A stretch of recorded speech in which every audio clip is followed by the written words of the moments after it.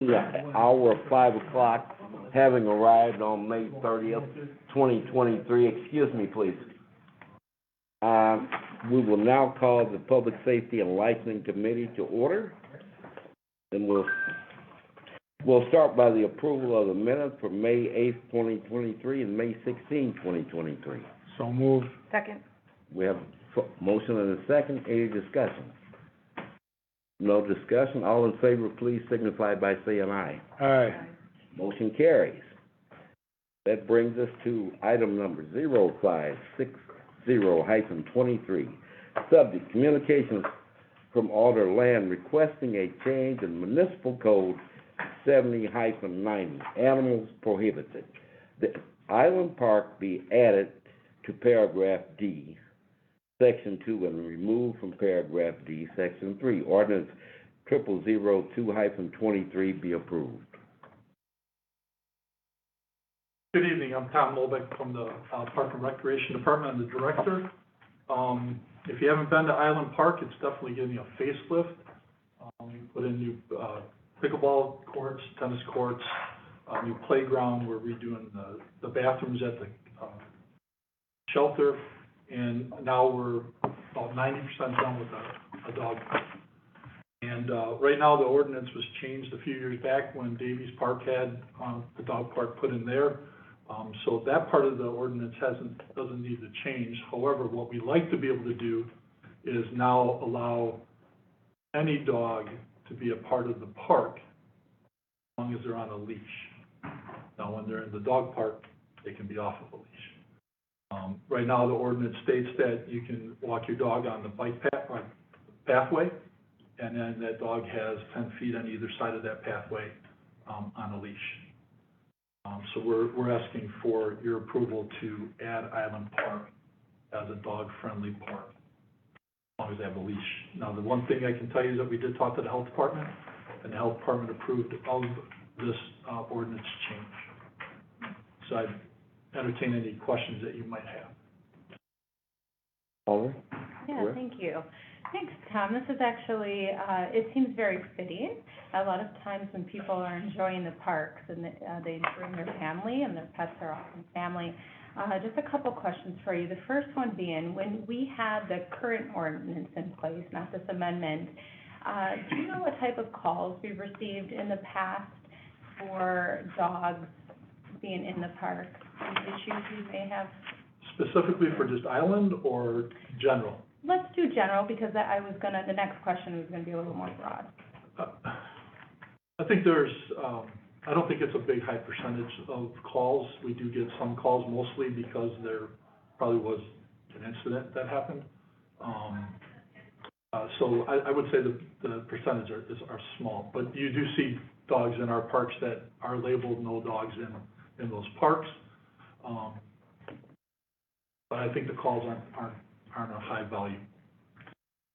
So do you see this as being something that will be opened up to other parks eventually? If we start to accept this park being a dog-friendly park, and, I mean, we have, 90-some parks in the city of Racine? This might be one of those guinea pig kind of things to see how it works. This one's kind of special because of all the projects that are going on in Island Park. The other bit is the possibility of maybe making that a place for a beer garden. And as you see out at, I think it's Petrified Springs, they have the dog park that you can bring your dogs right over to the beer garden right afterwards. So I think that was kind of the thought process on this. Whether or not there's a beer garden there or not, that's not been a done deal by any means at this point. But just to be able to have the dogs be able to roam in that park, it could set up a possibility of doing that at other parks. We don't do it at a lot of the parks that have a playground, that have a shelter, that have baseball diamonds, that have activities there, just because you don't want to have that incident where a dog isn't on a leash, but with their owner, and it takes off and there's an issue that comes about. This one, we're really hoping that people can abide by the rules and keep them on a leash, and maybe down the road that could be a possibility. Thank you. May I continue, Chair? Just yes, one please. Follow-up. I'm just curious, would you be privy to, or would the attorney's office be privy to, either the past, incidences that maybe the city has been liable for, or could you just maybe answer it, how is the city's liability if an incident was to occur with a dog? At the, Well, it depends on what type of incident you're talking about. Mhm. So with respect to dog bites, usually if a dog bite occurs, the health department would send a notice to the owner, informing them of their options, depending on how bad the bite is, depending on what the injuries are, the dog could be taken away. But as far as liabilities, I guess you'd have to be a little bit more specific. Well, I'm just curious, because our ordinance stated that there wasn't dogs allowed. And so would you say, is that because of their waste, or was it because of the city's liability that we were not allowing dogs in parks? I can't go to that extent. I can only tell you that because of the certain parks that you see listed, that we don't allow dogs in, or animals per se, are ones that have the ball diamonds, the things that people are going to be using, a playground, a shelter. So if you go through some of the parks, Cedar Bend is just a park. Some other ones, Pierce Woods is another one that doesn't have much, it's just a park. So there we allow, dogs to roam in the whole entire park with a leash. No park allows a dog to just be on its own. It has to have, it needs to be leashed. Makes sense. So I guess conclusion of my thoughts is that, if it really was, it sounds like that decision was made not so much because of liability on the city's part, it was more of a thought of safety, or if there's a big congregation of people, maybe quality of life or something like that. But I don't see any reason why we would deny it if it's not really an incident, or for the purposes of liability, or for dog waste or so. It just seems like we just did it just because of sport activities going on, and trying not to. Just in general, I can't answer that because I've been director for about 12 years, and that's kind of the reasonings that I've been kind of forwarding since, me being the director. I've never heard of is there any liability or anything like that? Well, I'm glad that we are opening it up and fitting the times now, because dogs are really partaking in a lot of family activities, so, I mean, they always have been, but to be allowed in city places. Thank you. Anyone else have any questions? I'd like to have one question, somewhat of a follow-up on the sanitation side, as well as the responsibility of the owner in terms of ordinances, if we have any. Picking up after the dog, that kind of thing, as well as responsibility of a dog bite. Who would be responsible? Well, right now, the owner would be responsible And it's our responsibility to make sure that they have their needs that they need. So we'll have the bag dispensers available for them. There's garbage cans throughout the park, so they'll have the opportunity to take care of mess that's made by their dog. Okay. So then It would be their responsibility. Okay, so I'm just thinking in a situation where you do have, in a situation where you have little kids wandering and unfortunately, pick up something they shouldn't, and maybe, these kinds of things. Unfortunately, you're gonna have people that are going to do that. You hope that they don't, but it's too hard to police. And people are in the parks from 6 a.m. until 10 o'clock at night, and to know exactly what's happening through that whole time, those things could occur. Okay. Thank you. Any other questions, comments? Well, at this time, a motion would be in order on item number 0483-23. So moved. Yes, first, second, any questions, comments? favor, please signify by saying aye. Aye. Motion carries. Thank you, sir. We will now move on to item number 0494-23. Communication sponsored by myself submitting an application for a change of agent with a Class B club fermented malt. I'm sorry? Did we skip 04823, the gas Oh. service station license? I'm sorry, I guess I did. I'm sorry. Please forgive me. Item number 048323. Communication sponsored by myself submitting an application for a gas station license, Racine Riverside Marine, doing business as Rivers Inn Marina, located at 1001 Michigan Boulevard, Racine. Jacob Halday, agent, District 1. Hello.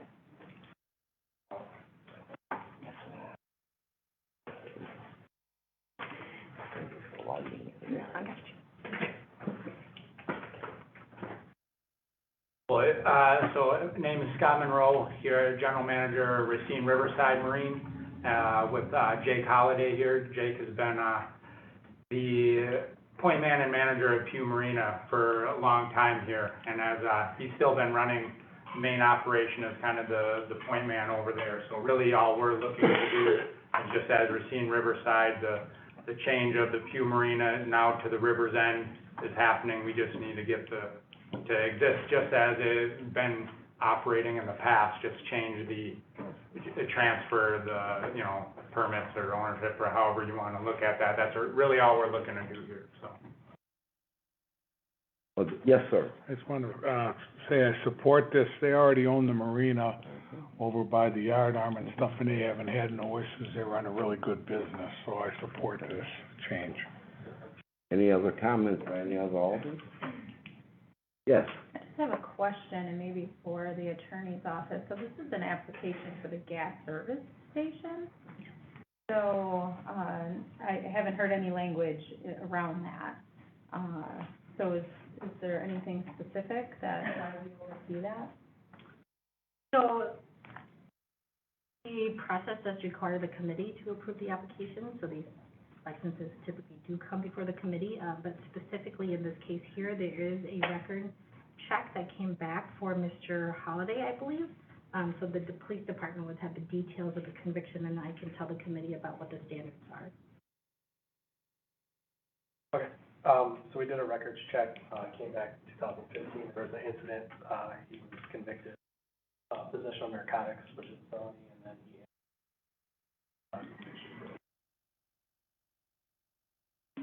So based on to those two things, the ordinance states that a license may only be approved for a person who has suitable character and record. So the committee would have to determine whether that specific conviction makes him a suitable character and record to have this license. So the typical standard is you first have to, it's sort of a two-step process. The first step is really to find whether that conviction substantially relates to the business, the license activity. And then second, if you find that it does substantially relate, you would give the applicant an opportunity to present competent evidence of rehabilitation. Really, he's not on the license, so, I mean, it's a Racine Riverside license. He's, you know, we came here just not quite sure what to bring or talk about or whatever, so as far as like his name being on the license, you know, Jake isn't, I don't know why that would be a question here. This is for Racine Riverside. A lot of the paperwork in the past years, the way this whole, the way the companies have been run and the way the names have been on the things, I can see for the last decade, Jake being in charge of this whole, you know, the gas with him and Jen and the fuel dock and all these operations. There hasn't been any issues there with any of that for a long-standing period of time, and plus Jake isn't, like I said, this is a Racine Riverside license, you know, so that's kind of backed by the Monroe family and myself and our name and everything else that we've done in our, you know, standing in the community down there, you know, long-standing history here, doing right by pretty much everybody, you know, everybody in town and being a kind of a fixture down there, and I mean, I wouldn't, shouldn't be any hesitation, I would think in that regard. Name was ran because he's listed as the agent, so that's the name that the clerk's office runs for the background check. And you can run one on me or whoever else you got to at Riverside. But he is listed as an agent? Yes. Chair. Yes, please. So what it sounds like to me, what you're saying, he is not going to be the agent? What do you mean by agent? What's the language on agent? Attorney, could you read? Manager, the person in charge of the premises, person that represents to the committee that they're in charge of the operation for this license. So if anything happens. No, I feel like that should be my name and that agent there. If you'd like to amend the application, that's what it states right now. Okay, I guess it wouldn't matter to me if the thing was gonna go approved, if Jake wanted to be the agent, like he's been a fixture over there, and I plan for him to be there in that fixture. Now, whether or not this is a more legal term question of who, maybe who the agent should be on that, because there's a couple of different Rivers End things going on here now, and I don't think this question has ever really been maybe brought to light, and I don't think in the paperwork of filing, like it's really like that clear or noted what that means or putting on the name there, because there's a lot of different, there's been a lot of different things going on here, permits, names, applications, agents, just being 100% clear of what we're looking for, but all the bills are kind of being paid by Racine Riverside, so if all the insurance policies there, everything is there, everything's in that name, so that's probably more me is who you're gonna want to on that, so. Chair recognizes Cole. Yeah, 2015, there hasn't been any issue with this gentleman doing this, and I don't have any problem with doing this with his name on it or with his name off of this thing. These guys have taken over a business that's been a fixture in Racine for 100 and some odd years. 1848, I think it was in the Pugh family, and it's just first time ever went out of the Pugh family. And this guy's been with them for a long time, and there has really never been any issues down there at all. So I think we need to support this. All the support. Not to say I don't agree with Alder Cole, however, we have ordinances and guidelines that we follow, and I think if Jacob's name was to continue to be on there, there's a process that we have to then go through, and that is where this would get deferred, more than likely, what our committee would do, and ask for some proof of rehabilitation, and then as him as the licensed agent would then be for consideration. But that's not before us right now. But I can understand you've had plethora of things to sign and transfer over, so this is a bit confusing of a process, but if this were to be amended with your name as being the licensed agent, I would first ask if we've done a background check. We have already done a background check, so that would probably, in my opinion, because your background check was cleared, that it would then go through, and if that is something that you... Well, I think that's the ultimate goal that makes sense. I don't want this to say hold up a permit right in the marina here or shut down on this account here. I don't know why, we'll straighten out the paperwork or whatever we have to do to make sure the correct stuff and the correct people are listed on here, and then we'll, and it's not an issue, I don't think, moving forward or whatever, but this is the first time transfer of this, so I'm not necessarily familiar with all the documents that go along with this. It's, it's been an extremely large file with everything that's come along with all this stuff, so. Chair recognizes Alden Cole. Thank you. Yeah, so this guy's 2015, there has been nothing. Generally, we go back 5 years, and I know this is what was said a felony and stuff like that, but there has never been any issue with this, and to hold this up, I really don't believe. And if no one else has anything else to say, I make a motion to approve as is. Alder Sebastian. So, Really, the question that I have here is not about the operations or your responsibility or even about your convictions whatsoever. Really, for me, it's about the precedent of who is the agent and who holds that responsibility. So everyone who's in this room right now, and everyone who goes through this process, what we go through with paperwork is about consistency and making sure that there's not previous precedences that aren't supporting that consistency.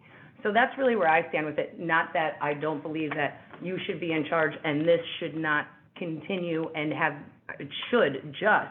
But I guess maybe my question to you, Attorney New, is how that looks like because in the last several months, we've had these where there's been agent changes and things like that, and people haven't quite been following that, and they have to come back here. So I just want to make sure what that looks like and make sure that that works for them and all. Sure. So the first thing the committee has to determine is whether that 2015 conviction substantially relates to his ability to operate the gas station. If you find that it doesn't substantially relate, whether it is because it occurred too long ago or it doesn't affect his ability to operate the gas station, then you don't have to move on to step 2. You just find that it doesn't affect him and it does not disqualify him for a license. If you find that it does substantially relate to the license activity, then you can move on to step 2, where you request competent evidence of rehabilitation, which means usually a letter of recommendation from your employer, or your boss, or whoever you've worked for in the past, stating that you are competent and fit to hold this license. But then I guess my follow-up question, perhaps it wasn't so clear. I mean, is this gentleman the person who should be the agent? That's what the disconnection is like. What do you want, the agent should be the people in charge of That's where my question. town and the name on all the policies, which would be Racine Riverside Marine, which would either have my signature or a Mark Monroe or a Lynn Monroe signature on it, or have a Monroe signature or a Hetzel signature on it. And that's probably who the agent should be, one of those folks, and honestly, it's probably me out of that group, because most of in that realm, that's who it should be, because I'm gonna be the long-term Okay. fixture down there. Thank you. The committee does not decide who the agent is. That's you. You're the applicant, you determine. And I get that, and that that's what shouldn't have been counts. on, and his name shouldn't have been on that Right, so paper, as far as what I'm understanding, so but I if- didn't know that was gonna be I didn't know this was gonna be a hearing about, like, that, so I guess I wasn't quite prepared, or understanding that was kinda in play at the moment, so. Right. So if you wanted him to remain the agent, the committee would go through the process. If you wanted to defer this application and amend the application and place yourself as the agent, that's fine too. So it's up to you what you'd like to do. You get to determine who the agent is. There's a process to switch the agent. You just amend the application, But is that like another hearing, another hearing and come back, right? Right, I Or- don't see how we can do it today.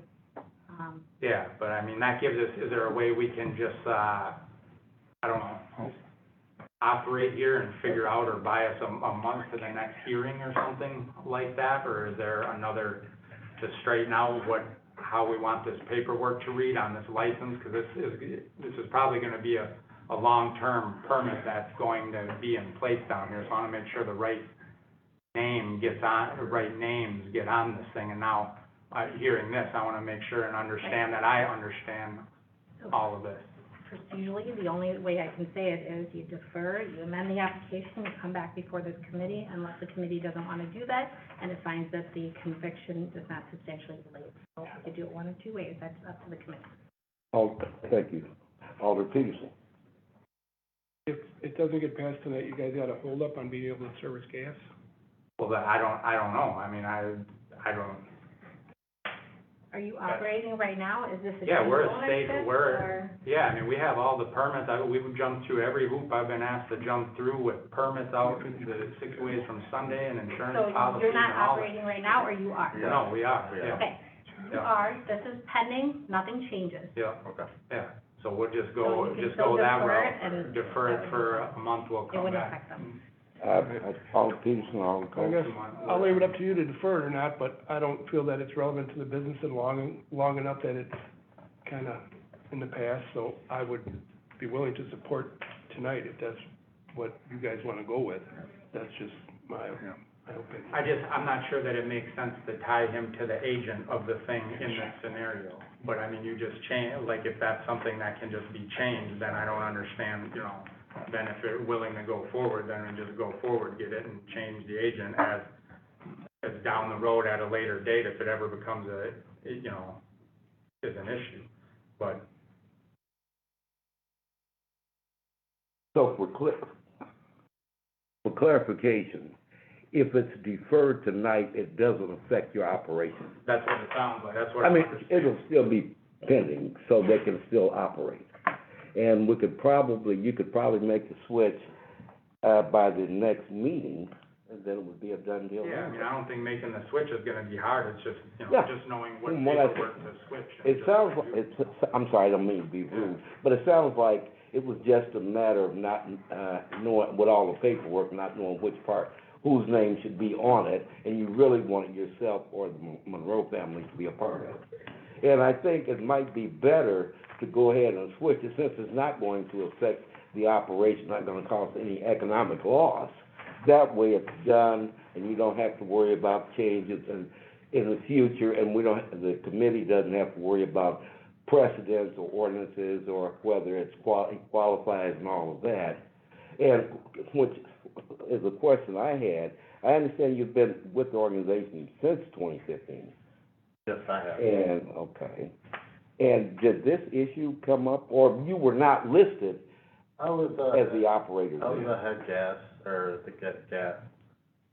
I had a couple certificates that I was running through Pure Marina. But not as the agent. But not as an agent, okay. Well, Oh, I was, Yes. I was the agent last year, sorry. you were? I was. Well, right. So I guess, Yes, please. okay. So all I know is this conviction does not substantially relate to running this business. We're making these people jump through hoops that aren't really necessary here. So once again, if no one else has anything else, I make a motion to approve as is. Second. Any questions, objections? All agreement? It's not that we're making anybody jump through hoops, so I would, take a little offense to that statement. I think it's allowing, this business to operate and have the responsible party be the appropriate party on the documentation. And it's not gonna hinder their productivity or their business at this point. I say let's allow the business, after we've been able to talk this out, it sounds like now we have, an understanding that it would be best to have a different name on this, and I think let's allow them to go through the process of having the right paperwork in place with the right names in place. Because we've often had times before this committee when we've called people in and different people are operating as the agent, and yet, so we're speaking to the wrong people. Let's allow them to get their paperwork in order so they start off on the right foot. And I'm glad that they came before us and we had the discussion to bring some clarity in this mound of paperwork that you've had. And so a deferment would, not hinder anything at this point, so I will not be in support of the motion. Alder Sebastian? I would agree with Alder Caprillion, just in the fact that I think for the long run, for the benefits of their business, to be able to have it exactly what they would like moving forward and without any pause to the current operations, I feel that that's what they're kind of saying to me now, that I would be in support of what Alder Caprillion said as well. I'm in support of what Alder Sebastian and Alder Caprillion is saying, but I do have one question going back to something the attorney pointed out. The first is his situation material to the business? Have we decided that, or is this the place and time for us to decide that as a committee? And have that discussion unless you'd like to defer. So you can either defer or you can have the discussion on whether it substantially relates and whether the record just qualifies this person as the agent. Yes, sir. Well, I guess, all right, it does not substantially relate, I figure. He's had nothing happen there, nothing has been done at that business to substantiate what happened in 2015. And he was the agent last year, and we're like punishing the guy after the fact. I understand, maybe it was our fault, but I don't see any big issue with this because his conviction does not substantially related to this business whatsoever. If it was, Pew would not have kept these folks on. Okay. It looks like, I'll just start over to keep it So simple. the motion on the table. It's a motion to defer, there's No, there's No, there's a No. motion on no there. motion, okay. Is there a motion to defer? There's a motion. There's a We already have motion a already. motion on the table. Motion to approve. Yeah. Okay. All those in favor of approving signify by saying aye. Aye. All those that disapprove, please signify by saying no or nay. Nay. Nay. Nays have it, so move to defer. No, we gotta make We the have to make a motion. I'm sorry, is it, okay. I'll make a motion to defer. I will second that motion. I agree. So all those in favor of deferring the motion to defer, or move to defer, please signify by saying aye. Aye. Aye. Well, ayes have it. Did we ask for the name? Yeah, them. I'm sorry, Did they ask for anybody opposed? the opposed, anybody opposed? No. No. Yes, I'm opposed. Yes, he's No, opposed. I oppose. Yes. Motion passes. Motion passes. On item number 0483-23, Contact me and I'll pass it Explain to them what they gotta do. yeah, that's what I was getting. Basically, Perfect. Yep. so everybody's clear, just the next, basically change of agent on there. Yeah, so how long does that go back usually, the search? Should be able to, yeah. Yeah.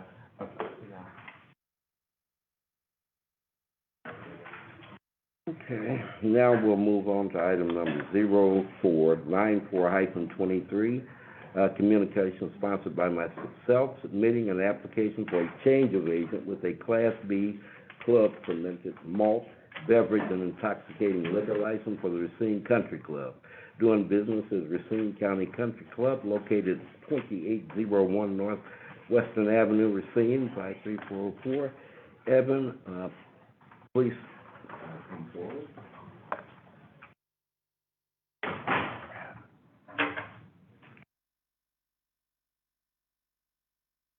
Hello. Hello, good afternoon. Thanks for coming, sir. Appreciate it. Okay, would you please raise your right hand? Do you swear to tell the whole truth and nothing but the truth? I do. Please proceed. So we are applying to change the agent on our liquor license. The liquor license agent for a long time was our former general manager. He has now moved on, so the board of directors has selected me to be the agent on the liquor license moving forward. Any questions, comments, concerns from any of the alders? Looks like you worked at Kenosha Country Club as well. I did. Just give me your background. Sure. So I grew up in Racine. Worked at a lot of restaurants here. I worked at Sebastian's for quite a while. I worked in Milwaukee for the Bottle Water Restaurant Group for a bunch of years. I moved to New York City. I worked in restaurants in Manhattan for about 8 or 9 years. The pandemic happened, sort of shut the whole city back down, and I moved back home. I was hanging out. My parents are members of the Racine Country Club, and they were without a chef. They let their old chef go. They called me in to help turn it around and hire new staff, hire a new chef. I did that for 3 to 4 months, at which point I was planning on moving back to New York. So I moved myself there, and then Kenosha Country Club called me up and said, hey, we lost our chef too. Can you come in and help us out, hire a new staff, hire a new chef? So I was there for 3 or 4 months, helped them hire a new chef, new kitchen staff, new menu, everything like that. At that point, I left there. I was about to move back to New York, and Racine Country Club called me up again. They said, hey, can you come back and work for us permanently? And so I've been back there since June. And we've had a lot of turnover, so I've sort of been taking on food and beverage director role as well as executive chef role in the last few months. Alder, yes, Alder Caprillion. Maybe either from the attorney's office or the clerk's office, did we have, any type of background information through? There's a background check that came back, none of the convictions disqualified him, and he did disclose it, so there's nothing in his background. Thank you. Alders, any other questions, comments, or concerns? Second. We have a motion and a second. Any discussion or other comments? If not, since we have a motion and a second, all those in favor, please signify by saying aye. Aye. Motion carries. Thank you very much. Congratulations. Good luck to you, sir. Thank you. Item number 0526-23, communication sponsored by myself, submitting an application for a massage establishment license. Guarantee Wellness Academy LLC, doing business as Green Tree Wellness Academy at 310 Fifth Street. Heather, Krillin, owner, please raise your right hand. Do you swear to tell the whole truth and nothing but the truth? Yes. Thank you, please proceed.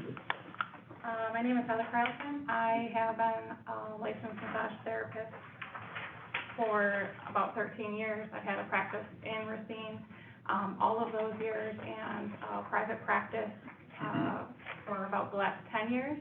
I have been downtown, formerly on Main Street. I relocated my practice in Mount Pleasant for a few years, and I am looking to get back to the downtown area. Alders, any questions, comments? Yes, Alder Capri. I would just ask the attorney's office again if we do any checks on the applicant at all, and is there anything that came? We do background checks, and nothing came back. Move to approve. We have a motion to approve item 0526-23. Is there a second? We have a motion and a second. Any further discussion? All those in favor, please signify by saying aye. Aye. Motion carries. Good luck. Good luck to you.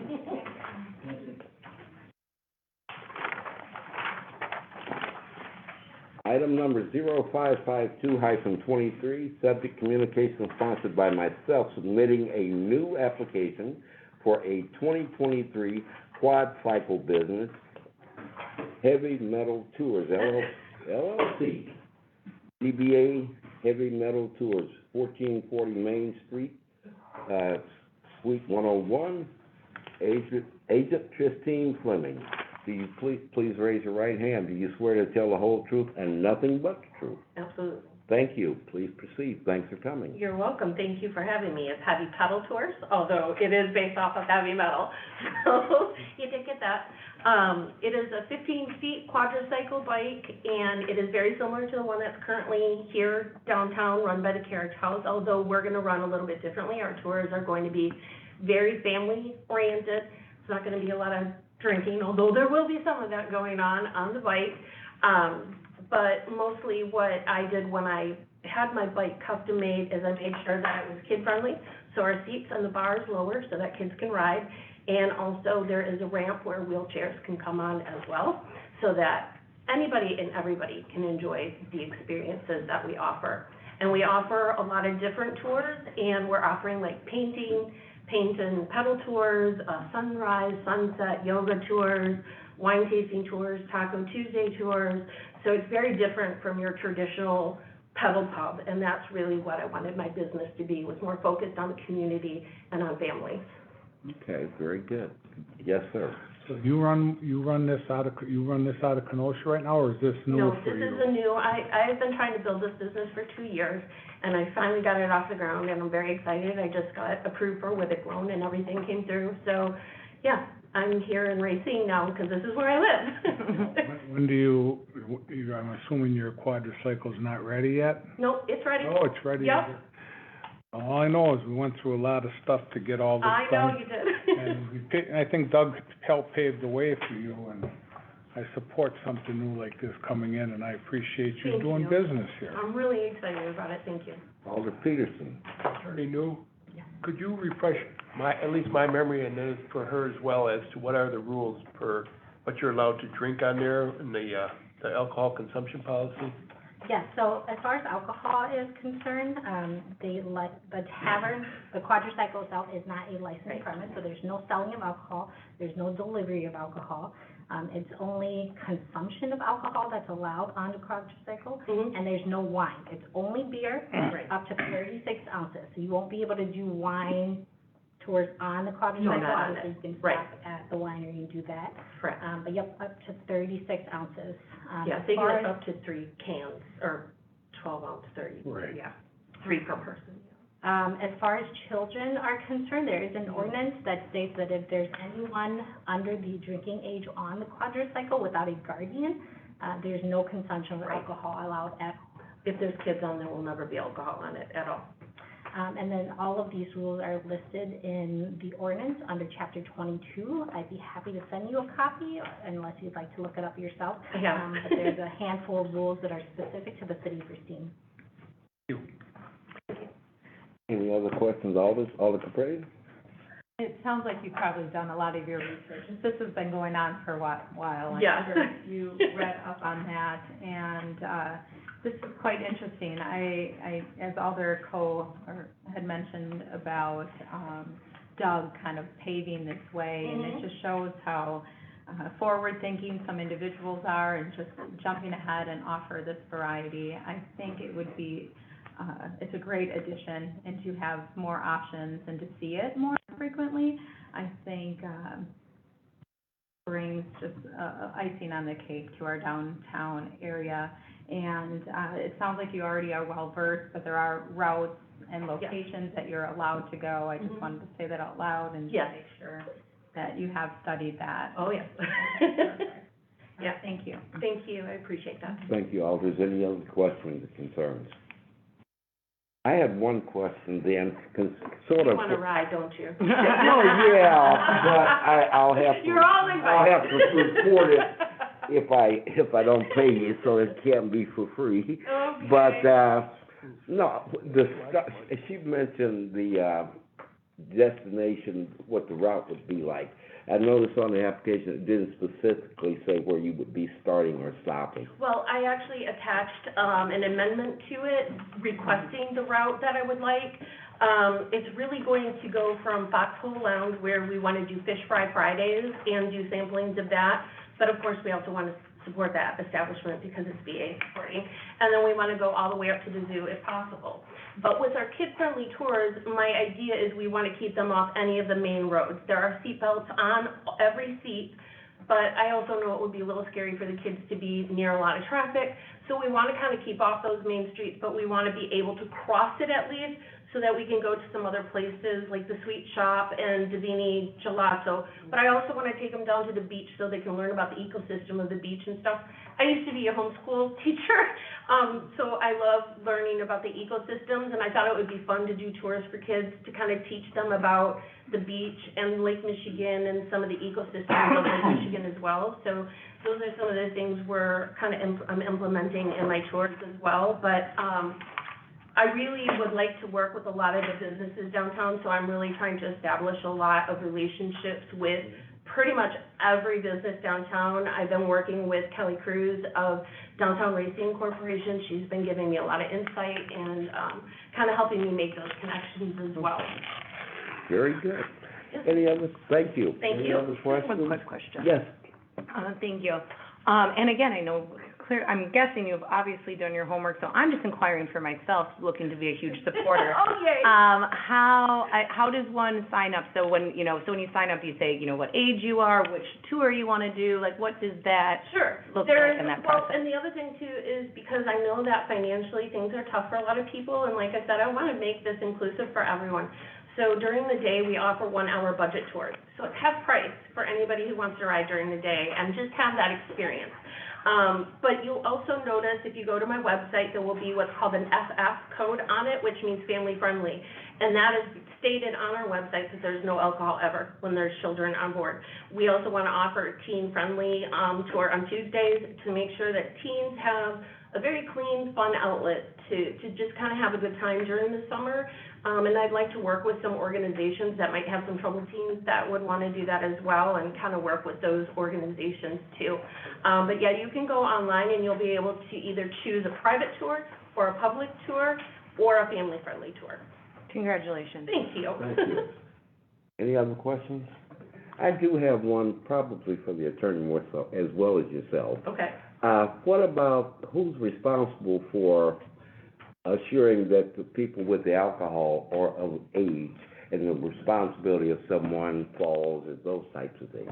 Because if you go in a restaurant or a bar, then the responsibility is on the bar. But in this case, how does that work? So this would be the responsibility of the quadricycle owner or the operator. Both actually can be held responsible. If there are violations, they can both be ticketed. Correct. Okay. Yes, and we make sure that, with the establishments, before they even start the tour, we count every can of alcohol that they have with them. So we make sure that if there's even one over the limit, they cannot bring that on board. So are you required, should be required to do an ID check or? Yes. I mean, what's stopping 19 or 20-year-old No, from getting on? I do Over ID checks, yes, absolutely. Mm-hmm. Is that required? That is Yes. required. Okay. Mm-hmm. Any other questions or comments? Seeing none, is there a motion to Motion to approve? approve. Motion and is there a second? Second? We have a motion and a second. Any further discussion, questions, or concerns? All in favor, please signify by saying aye. Aye. Ayes have it, motion carries, congratulations, and I will be trying to get it Yeah, right. you too, I hope you all do, thank you very much. Thank you. We will now move on to item number 097-23, communication sponsored by myself on behalf of the Public Safety License Committee, requesting appearance of Donna Eilis, Elise, agent for Mr. Cool Sports Bar LLC, 1330 Washington Avenue. I think we skipped one again. Did we? Oh, sorry. We're at Rogers. I'm sorry. That's okay. 09623, sponsored by myself on behalf of the Public Safety License Committee, requesting an appearance of Mark Allen, Springsteen, agent for Rogers Place, 1843 North Wisconsin, and John Springsteen to discuss renewal of the alcohol beverage license. Good afternoon, gentlemen. Please raise your right hand. Do you solemnly swear to tell the whole truth and nothing but the truth? I do. Thank you. Please proceed. So this is the committee calling the applicants in for a renewal application, and the reason it's before the committee is because someone did have, one of the agents or one of the members of the LLC had a background check completed. A background check did come back with an OWI within the last 2 years, and that normally would not disqualify the person, but the application stated that he did not have any new convictions, so it's disqualified based on the policy.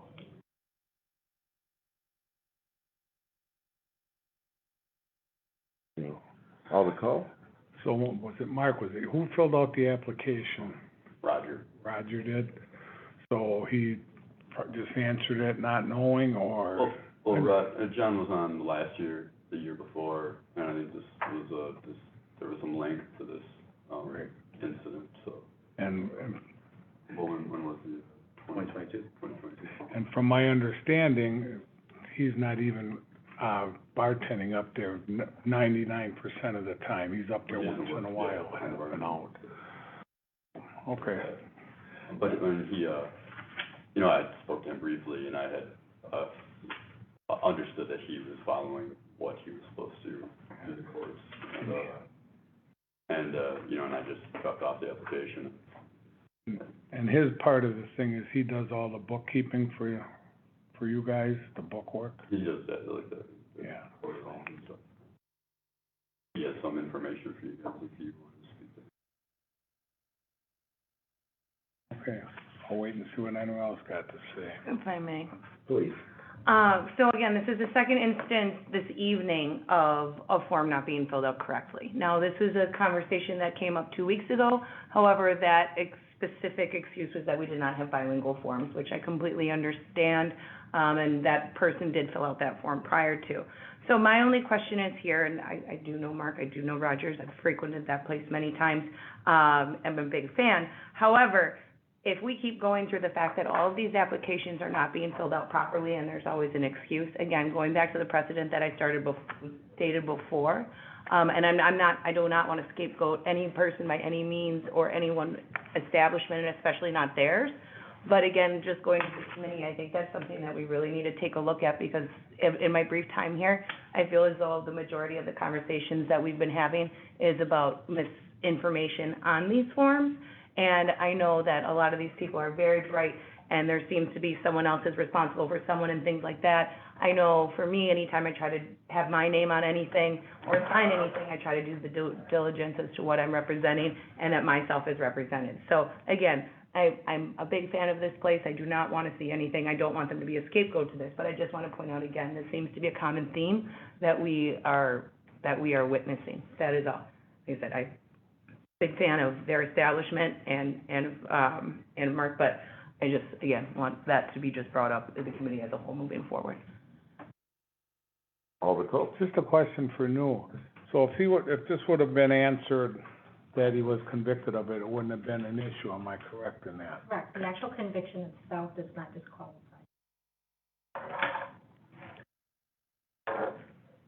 And again, going back to the previous one that we had just witnessed with, there was a conviction which they were very honest with on their form and did their due diligence as making sure with this and that, what that looked like based on prior convictions. So I just want to make sure, again, just everyone on the roll.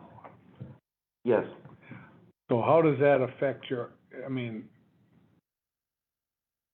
I guess a question for her, if we deny this, what is their fix on this? So the committee has a couple options. If it finds that there is good cause for the false statement, it could still approve the application as is. Otherwise, you can deny based on a false statement, or alternatively, you could defer the application and allow the corporation time to remove all ties to the individual. We could amend it. But how does that affect you guys moving forward, you know what I'm saying? Because he's still part of the... I think that Roger just likes to put him on Inc. because he's family. Not the agent, the LLC member. an LLC member. Right. I don't work there. I do hold a operator's license in Kenosha. Currently, that was approved just back in February of this year. I understand what I did was wrong, and I fulfilled the obligations quickly in the court system. This incident happened on March 9th of 2022, and my court proceedings were all finished and convicted on 9/19 of 2022. Something that didn't get prolonged over 2-3 years like you do see some other incidents like that.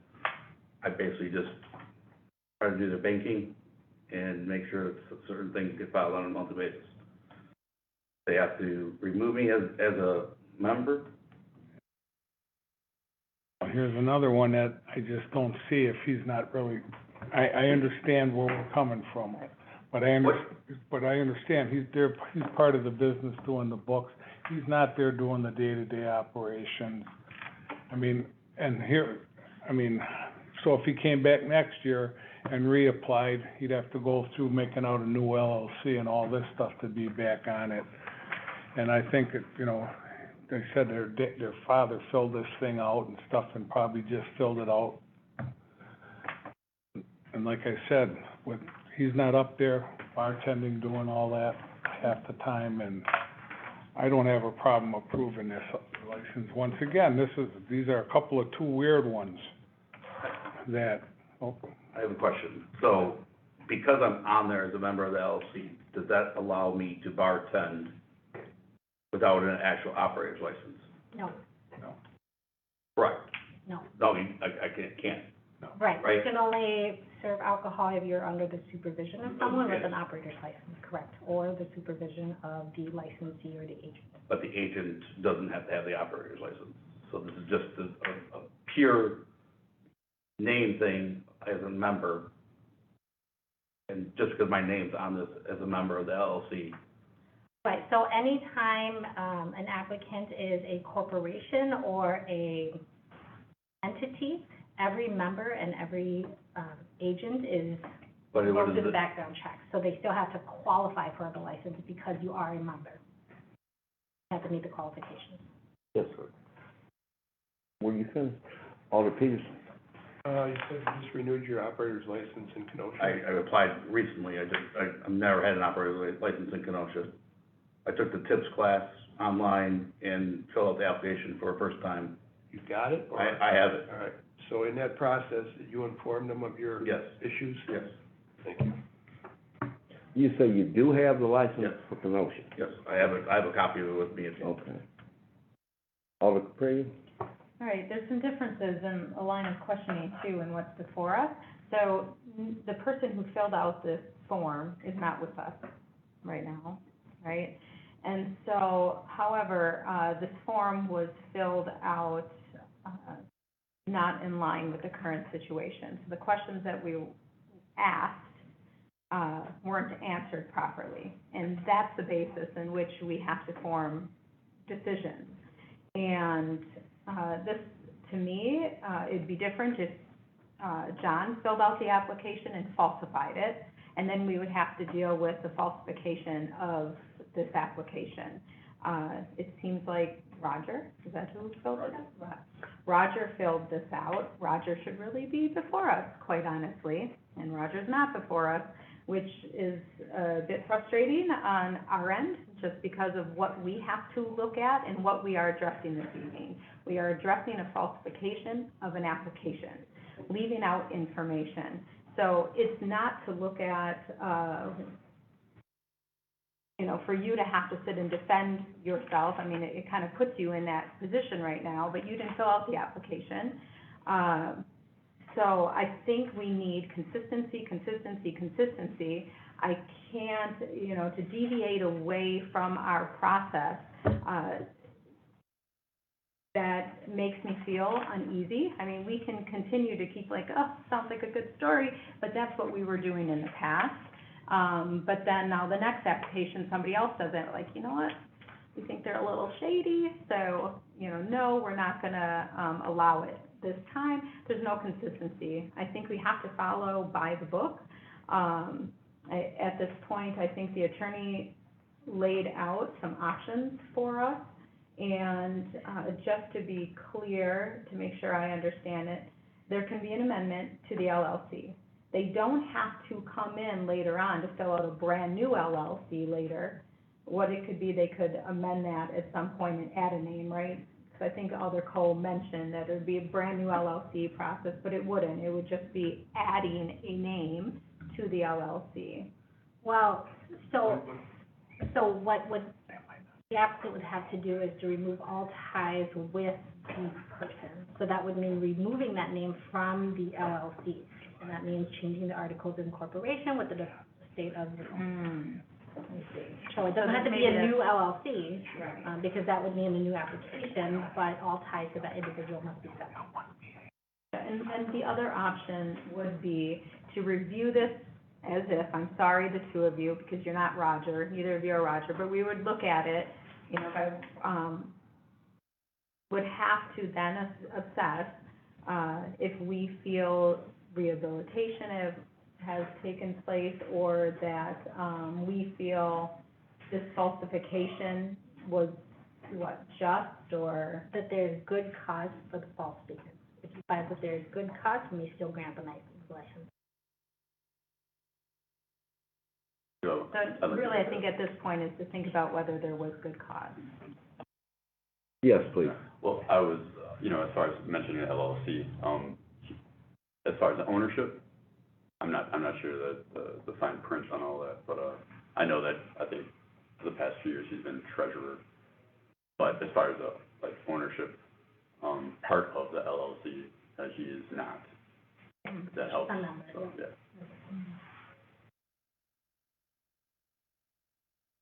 Alder Cole? So I got a question.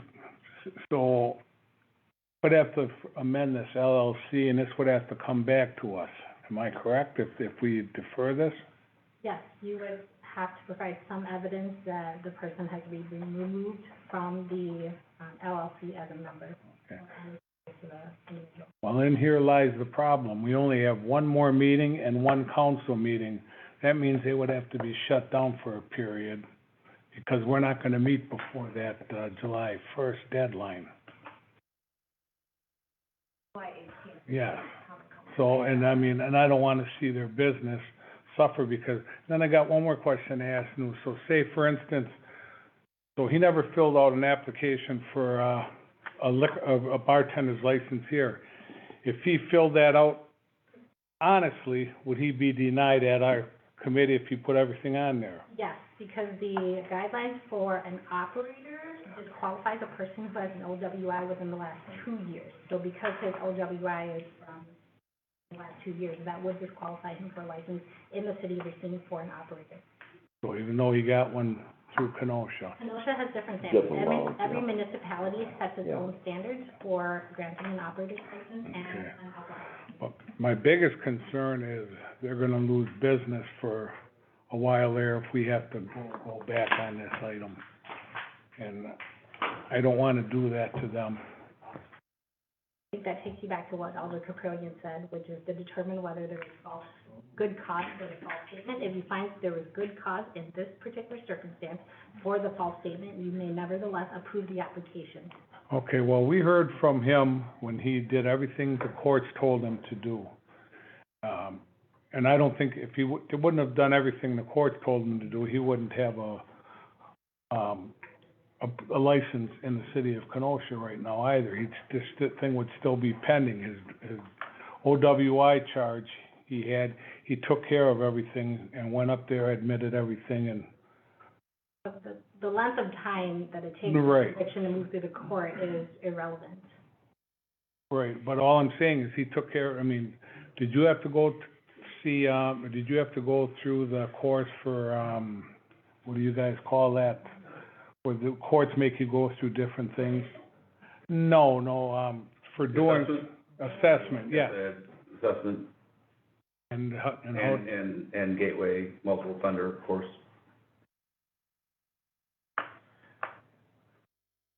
yeah, I know. So, I mean, I think this gentleman did everything he was supposed to do. And again, I go back to, I don't wanna see their business being shut down. Alder Caprillion. I just want to reiterate that, we're not looking at whether, the gentleman is rehabilitated or not. To me, it's irrelevant. It has to do with whether there was good cause for falsification of the application. So I don't want to pull your convictions through the mud, or, whether you've been rehabilitated or not, and, put your character here on the judgment stand. I just don't believe that's our place right now with what's before us. I think this committee has to decide whether there was good cause for falsification of that form.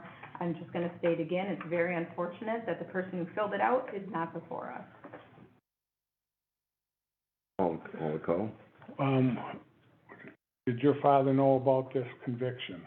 My father did not, my brothers did. So your father filled out this thing without the knowledge of your conviction. So I guess that's a good cause for me right there. But then also at the same time, if I may, Please. Alder Pete, at the same time, that goes to the responsibility of the person who is operating the business. If you're not familiar or aware of some of these things as you're filling out a legal document, I think that also could be a good cause not to. Again, I do not want anything, but again, just going to what the point is just responsibility. That's all I have to say.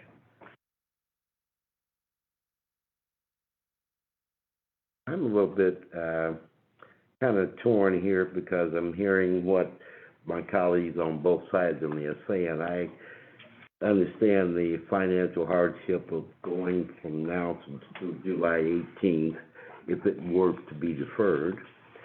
But I also have to look at the convictions that, Alder Caprillion is speaking to. So, are there any other questions or concerns? Alder Cole? I just want to make a motion to approve at this point. We have a motion and a second. All in favor, please, Can we have discussion? a discussion? Sure.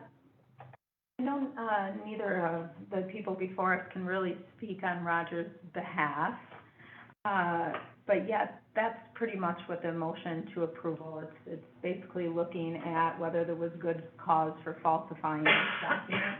Can you either, both, one of you, give me something why you think, we should find good cause in that? I mean, if your father didn't know about it, which, as you answered, Alder Coe's question, to me, I'm not sure if that's a good cause. You know, it's a question being asked, I don't know, I guess do your due diligence when you're filling out forms, but, you know, I don't know where to go with this. So I'm gonna ask both of you, because that's who's before us, if you have any other perspective or any other things you can say to this. If you're looking for my point of view, they appear that father was unaware of his DUI issue, and he just filled out the form every year like he does every year, and has for years and years and years, and just unaware of the situation. I don't believe it was intentionally done. He's had a tavern, he's been running taverns for 30 years. I don't think he's done anything intentionally, and I think that's the intent is you fill it out to the best of your knowledge, best of your ability. Should he have gone and asked everybody, hey, anybody got in trouble in the last year? Maybe he should have, I don't know. But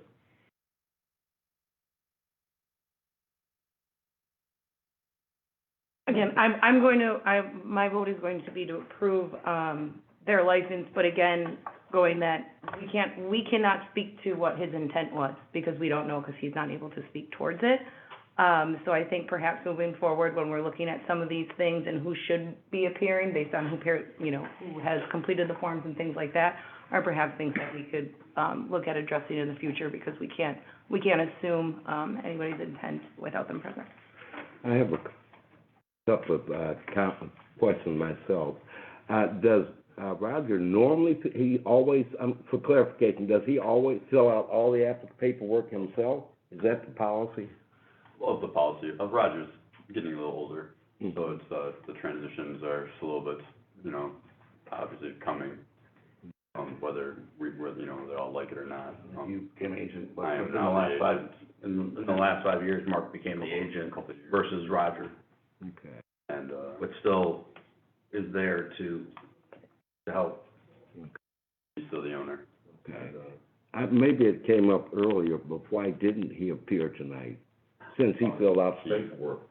I don't believe it was mandatory, so. The letter stated that the agent and myself appeared, so And Mark appeared and I appeared. I think for a few years there, he's, just getting him mobile had been an issue. He's a little better now, but, still is getting up to be 80.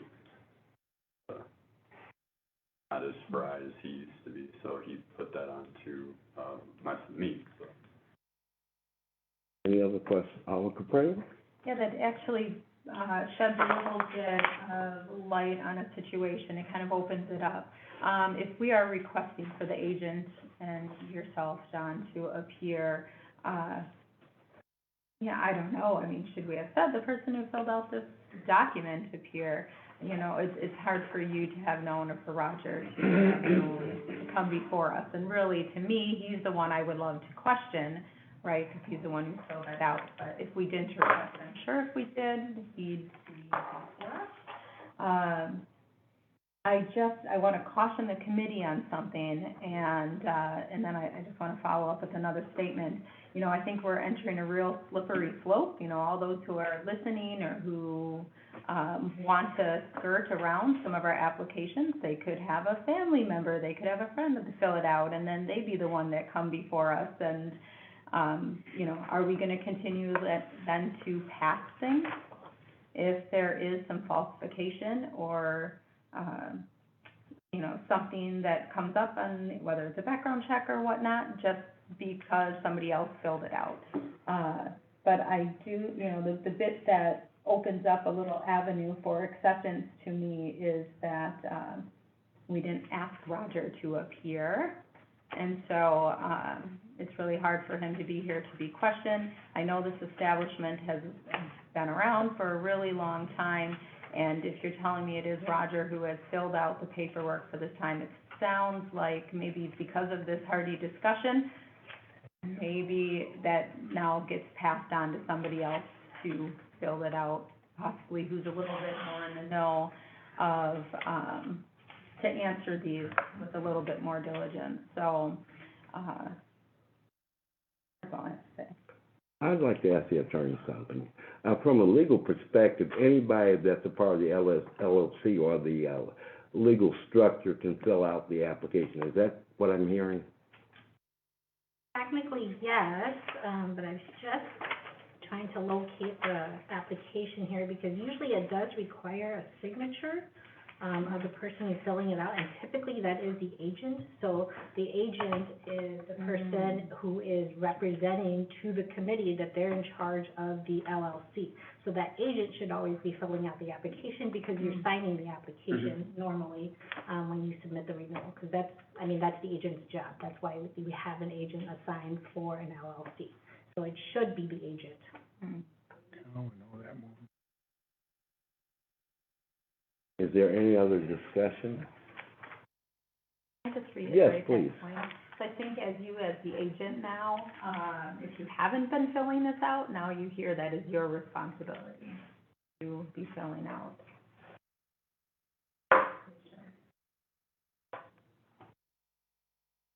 Any other questions or comments? Yes, just want clarification on something. So if it was stated correctly, we wouldn't be sitting here in front of this room, correct? Exactly right. But then I can't have an operator's license in the city of Racine because of my conviction. You can, go ahead, Attorney New. The operator's license is an entirely separate issue. So if you were to apply for an operator's license, there are different standards for it. Sure. The committee would go through the process. Even if you do have convictions that disqualify, the committee would then determine whether or not you've been rehabilitated. So again, that's just entirely separate from this application. Yes, So how does it normally work? So the owner who fills out a license doesn't necessarily need an operator's license because it's in the application? I guess that would be a question for you. The owner who fills out. Or say for instance, if I'm the owner of the place, because owners don't have to get bartender's licenses, because it comes included in their license, am I correct? If it's a sole proprietorship or if they are the licensee. So in cases where the owner is the LLC, Rogers technically can be the president of the LLC, but the owner here of the license, the applicant, is the actual LLC. Okay. So the LLC then designates a person as the agent, saying the agent is responsible for answering to the committee on behalf of the LLC. So regardless of who owns it, regardless of how much money Roger put into the LLC is the applicant, the LLC is the agent. The LLC is the licensee. All right, thank you. any other comments, questions, or discussion? I believe we have a motion and a second. All in favor, please signify by saying aye. Aye. Motion carries. I would just like to say, please, take into consideration the things that have been said here. Make sure you take care of that, what you're signing, because next time you would be called in as the agent. And good luck, and Thank you. thank you. Okay, now I'll go to the one that I tried to go through at first. Communication, item number 049623. Communication sponsored by myself on behalf of... No, 49723. Oh, I skipped it. Okay. Sorry about that. Mr. Cool's Bar, Donna Islas Passion. Got that part. On Washington Avenue to discuss renewal of your alcohol beverage license in the 3rd District. Please raise your right hand. Do you swear to tell the whole truth and nothing but the truth? I do. Thank you.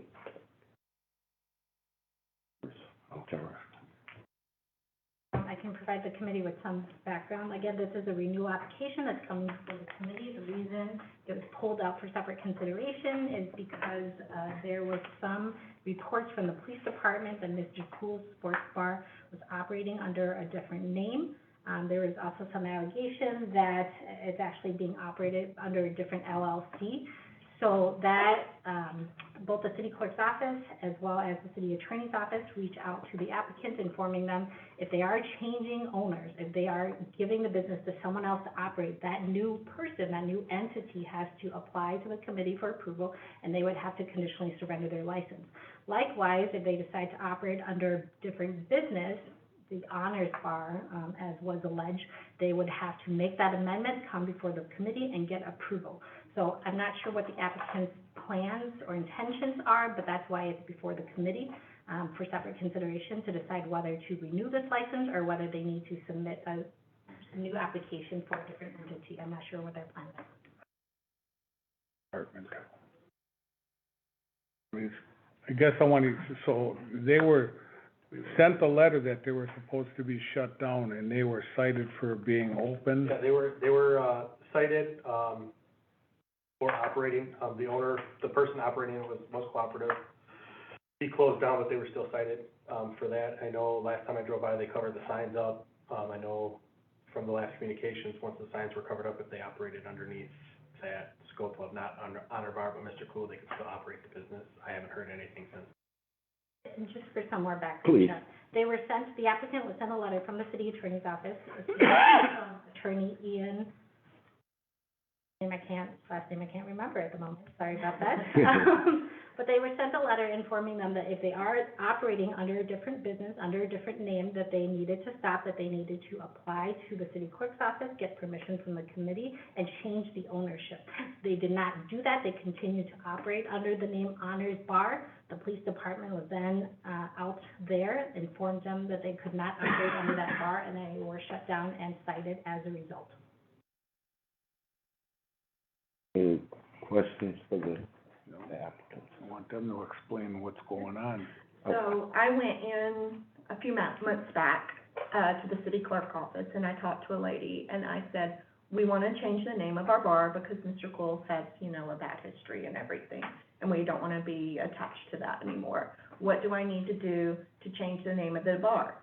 She told me all I had to do was write a letter and send it in saying we were DBA as Honors Racing. So that's what we did, and we thought we were good for that, and we didn't hear anything for months. That was back in November.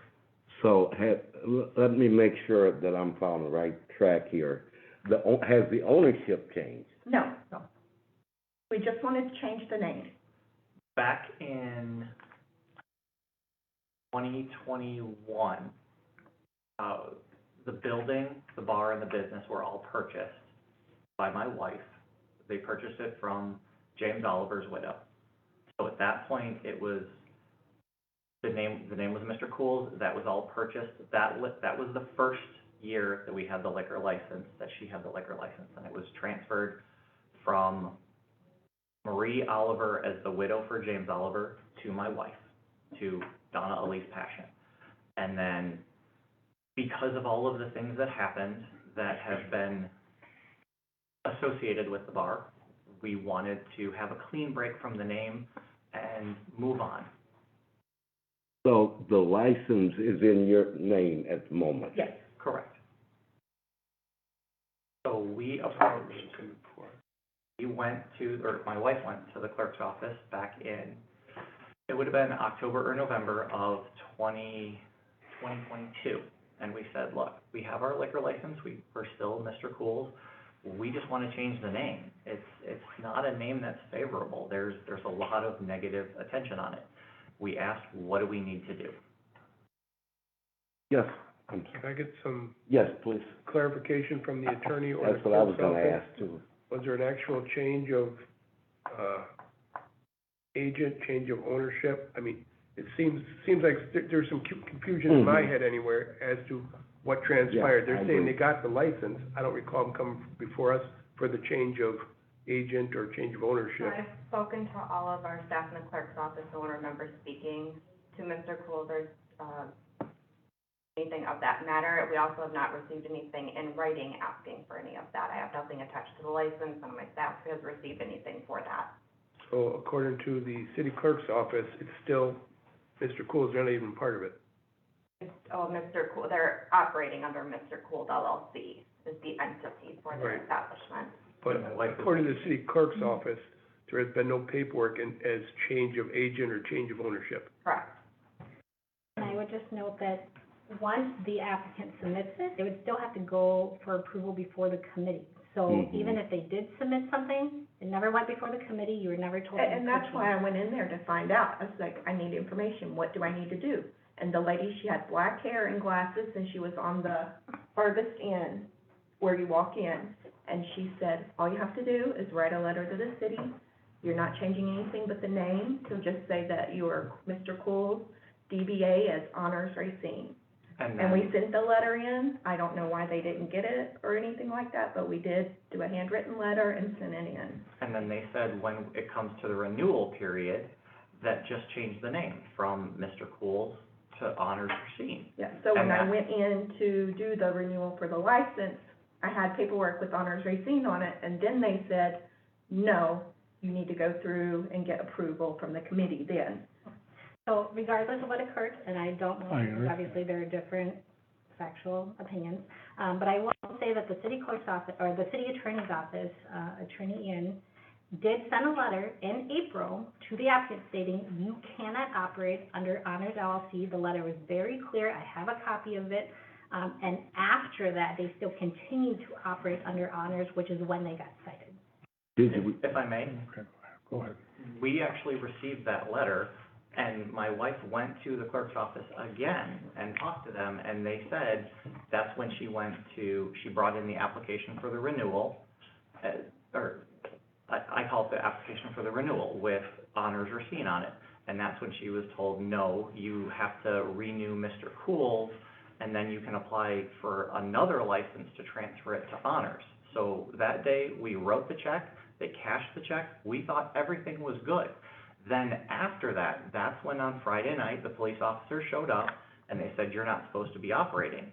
And we were shocked. We're like, what do you mean? Like, we just wrote a check for the renewal. You cashed the check, you took the application. We were at an absolute loss. So quite honestly, I don't like the characterization that we got a letter that said stop being open, and then we defied it. We didn't defy it. We had questions. We went to the city, at the city clerk's office, and when we did later talk with Ian, and again, I can't remember his last name either. Hopkins, thank you. Okay, so he actually called in, and we spoke with him for probably a good half hour, 45 minutes, and we just asked, we're like, well, we went into the clerk's office and we asked these questions, and we were given different answers. So this wasn't a defiant thing, this wasn't, And we actually ignoring. found out from him that we could cover our signs and still operate as Mr. Cool until we got the, application sent in to change over as Honors. And we did ask that night of the officers in there. I said, what do I need to do? I don't quite understand why we're in violation of anything. I don't understand what we're doing wrong. And I point blank asked, if I cover up the sign, are we okay? And the officer didn't know. And I understand that. It was 10:30 at night on a Friday. But, 3 days later, when we finally were able to talk to Ian, what was it? Hoffman. He clarified, he's like, yeah, as long as you are not presenting yourself to the public as anything other than Mr. Cool, then you're okay. And that day, we tarped off the sign, we took down the banner, and we're good to go. All of our liquor distributors are in the name of Mr. Cool, all of that. None of that has changed over until we went through what we were originally told. When we fill out the renewal application, we're actually changing the name, so it's not so much a renewal as much as my wife conditionally surrendering the license to herself in Honors, as Honors Racine. So I just want to make it crystal clear, none of this was willful disregard for what the city wanted. This was just, we were confused, we asked questions, and we didn't necessarily get the correct answers. Had we known to go to the city attorney's office, that would have been our stop. It wouldn't have been the clerk's office. But in our defense, also, when we got our first license, we actually got the incorrect license from the clerk's office. They actually wrote us a license for a year and a half instead of a year. So we're not the only ones who have made mistakes here, but none of this was willful, none of this was defiant, none of this was not wanting to follow the procedure. It was, we didn't know, we asked, we were informed wrong, and in the end, we had to shut down for 3 days.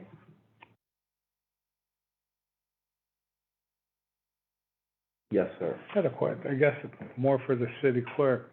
So, the original owner was the agent, am I correct? What's her name? I'm sorry. Oh, I go by Elise. No, not you. You're talking about Oliver, right? Oliver. Okay, so you, no, I realize that. So my question was, Mrs. Oliver was the owner of the license? She, actually her niece, so as I understand it, she became the owner of all of his property, and a niece was actually running and was the agent for the business right up until she sold it to my wife. Okay, my question, I guess, then, did you come to the city clerk's office then to change that you were buying the LLC or whatever it was? Yes. Yeah, and we went through the PSNL and got the liquor license put in my name. Yeah, that was in 2021. And that was changing it to Mr. Cool Sports Bar LLC with Donna Elise Passion as the agent. And that's what we have operated under since. And then when we decided to do the name change, that's when questions were asked and things happened. I have a question for Attorney New as well. So, just again, going for more clarification here. So you're just changing Mr. Cool's to a DBA as honors, not changing LLC to LLC? Now we're actually wanting, yes, we want, So that's, originally, yes, that's what we wanted to do in the short term until the renewal period. So then we were gonna completely get rid of Mr. Cool's in any form, LLC or otherwise. For the short term, from the October, November of last year until the renewal period, which is, June 30th, we were Mr. Cool Sports Bar LLC doing business as Honors Racine. And then we were gonna do the whole license transfer, surrendering it from Mr. Cool's to the new Honors Racine LLC. So yes, there was going to be an official change of ownership, however, she is still the sole owner of both, if that makes any sense. I have a question. If I'm a vendor and send an invoice, who do I make out the invoice to? Mr. Cool Cool Sports or Bar. Honors? Mr. Cool Sports Bar LLC. Okay, so at the city clerk's office, whose name is on the license listed at this property address? Oh, the agent? Who's the agent? Yes. The actual licensee in this place is Mr. Cool Sports Bar LLC, Donna being the agent. The actual licensee is the corporation, the LLC.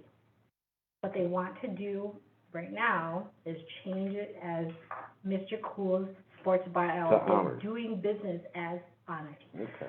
And then they'd like to, at some point, relatively soon, I understand, submit a new application to transfer it so that, not transfer, but to apply for a new license under a different name altogether. And originally, that's what we thought we were doing when she went in. But unfortunately, they said we had to pay the money to renew that license.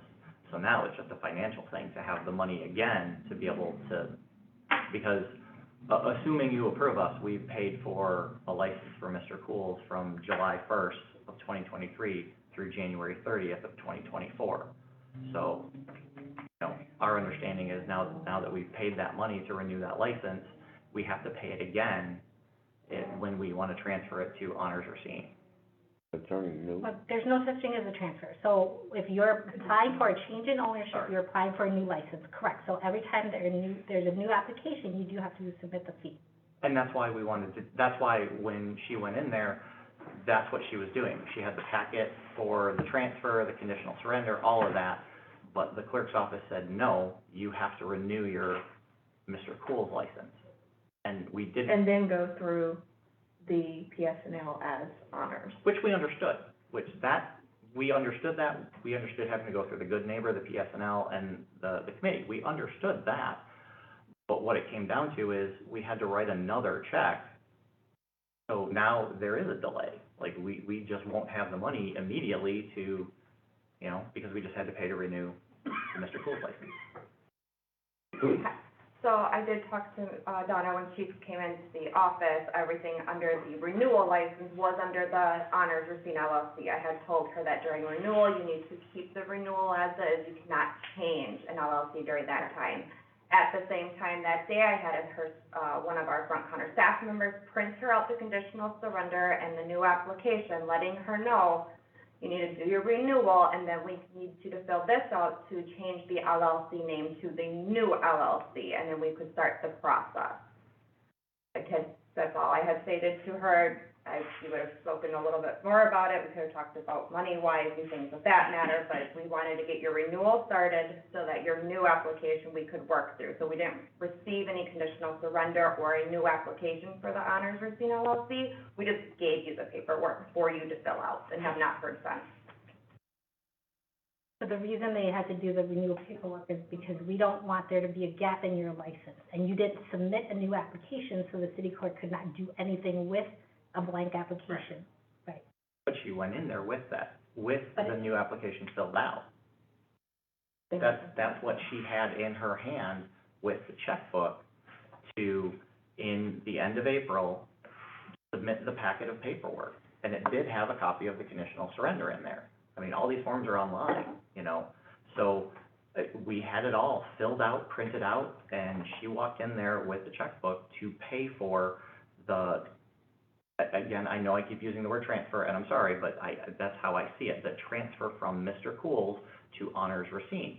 Because in our eyes, that process wasn't gonna take from the end of April till the end of June. It would have completed in that time frame. So there was no need to renew a Mr. Cool's license because it would have been conditionally surrendered to Honors Racine, and then Honors Racine would have hit the ground running and moved forward, and then Mr. Cool's would be forever a thing of the past. That was our understanding, but when she went there to pay it, she was told, no, you have to, so again, she brought the paperwork back out to the car, filled it out, signed the things, went back in, and wrote a check to renew the Mr. Cool's license. So now for us, when we do want to do the conditional surrender from, assuming you approve us, from Mr. Cool's to Honors Racine, we're gonna have to pay again.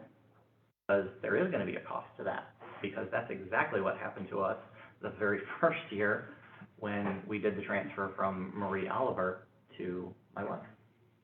That hit much twice. We paid it once in January and then once again in April. I mean, and from our standpoint, I'm aware there's been some discussion of the forms here. Most of the forms actually say 2019 on them. So it is incredibly difficult from a consumer standpoint who's not a lawyer. I mean, I'm a fairly decent businessman, I'm not gonna lie. But, I mean, these forms are just confusing and hard to follow, and with zero disrespect to anybody who works for the city, if you have a question, it's not crystal clear who we're supposed to go to and who we're supposed to talk to. I mean, and Ian Poplin was, you know, well, you should have called us. And I'm like, okay, but we talked to the city clerk. We thought we were talking to the right person. Nobody's gonna tell you an answer and then, by the way, I'm the wrong guy. You know? So, here we are. All the opinions? Thank you. I have a few things. I'll start off by asking the city clerk a question. If Donna would have came in with a new application filled out when they saw you, when you gave them the renewal paperwork, what would that process have looked like? Would it have been any different? What would it look like if you would have accepted the new application that day? I would have accepted it that day. We would have gone through the process of doing the record check, and then I would contact Attorney Arnn to set up the good neighbor meeting, and then after that, we would set up TSL dates. Okay, thank you for that. But it was under your understanding is, from what was being asked, it was, you were trying to make sure there wasn't a gap of service, and it wasn't clear to you that they had a new application in hand. No, and they had come in, it was application that had all of the honors for CNLLC.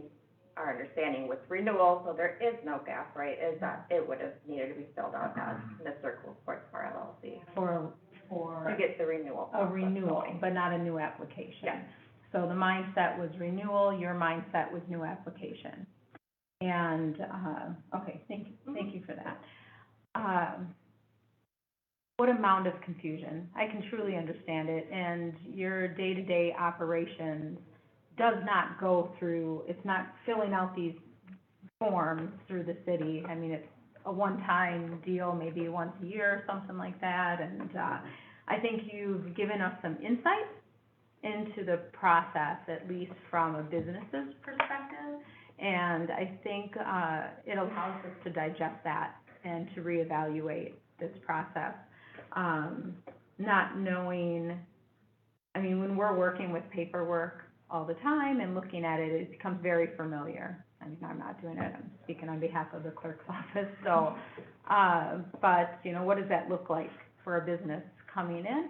So, thank you for your honesty in this, or your opinion and the account as it transpired through your perspective from back in 2021 until now. I'm hoping today we can start out on a clear path. We have a lot of the people at the table who need to be at the table to answer some questions from my understanding, because at the beginning, we didn't understand your intent. Now, I think we understand your intent. The intent was, are you renewing or the new application? It sounds like we want to go through the process of the new application. So, am I clear on that? You want to remove Mr. Cool, so our committee knows then to, and the staff knows that's the direction that we have to take, and that's the glasses that we're gonna have to wear and look through. So, with what we have before us, attorney, what would then be our process, knowing that we heard their intent? So now where do we go from right here, so they know, so we know? Sure. So, right now, the committee is going to vote on whether to renew the license application that exists currently as Mr. Cool Sports Bar. If they approve, you will still be continuing to operate under Mr. Cool's Sports Bar, unless and until you come before the committee and the Common Council for approval for the new application. So once this process is done, you can continue to operate as Mr. Cool's. In the meantime, if you could work on completing the new application, using Honors LLC, filling out the complete application, submitting that to the city clerk's office as soon as possible, submitting the fee. We'll go ahead and get that entered into Munis. We'll schedule a good neighbors meeting and move the process along for you. But again, unless and until you are approved by the Common Council to operate under the new name, you should be operating under Mr. Cool. We understand that now. Yes, the sign has been tarped and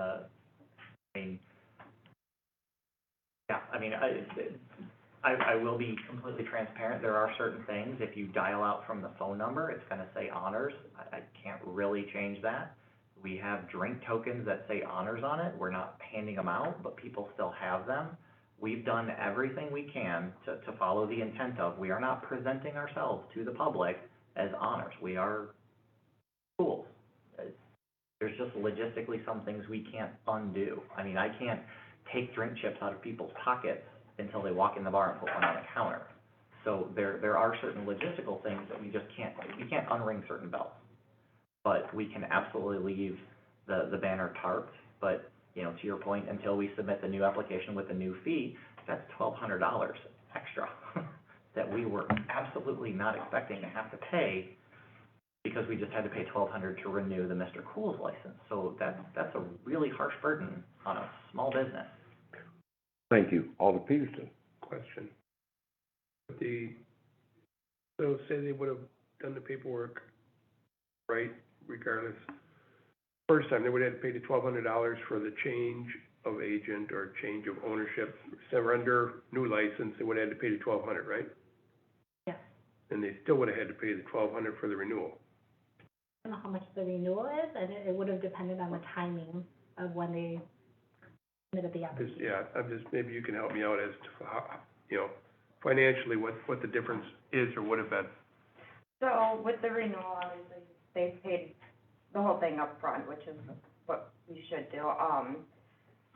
Again, if we would've had the conversation a little bit deeper that day, I could have worked with you to prorate some of it and have you not do certain things for other things. But instead, I had given you all the paperwork for all the renewal stuff, and then I had heard from you on. So, to work with that, with, the committee is okay with that, work with Mr. Coles to figure money situations out of that way. Yes, thank you. Our understanding is that there would not have been any renewal fee, because we were in there at the end of April, which means we would have made it onto the May, for, starting in May, to go through the Good Neighbor meeting, the PSNL, and the council. That would have gotten us, the full right to operate as Honors Racine before the Mr. Cool's license expired June 30th. So that was always our understanding, that was always our plan, but then that pretty much became derailed when we had to write a $1,200 check to renew the Mr. Cool's license. And for the record, that is precisely what happened to us the first year. The license was transferred to us, to my wife, in January, and then immediately in April, we had to pay it again. And we hadn't even opened. And no one told us when we got the license, you know, hey, just so you know, you're gonna have to renew it in June. Because the licenses we actually got said they were good from January of 2022 to June of 2023.